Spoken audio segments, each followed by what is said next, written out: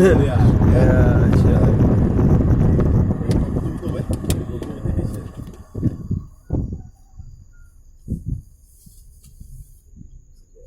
Tutup bawa enggak konsen. Ya, ya.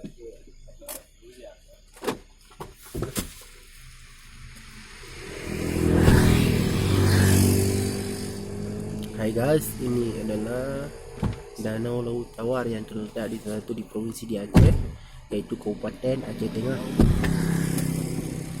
Ini salah satu danau yang ada di Aceh, yang sama persis kita di daerah di Iceland. Pernah dengar Iceland yang ada di Eropah itu?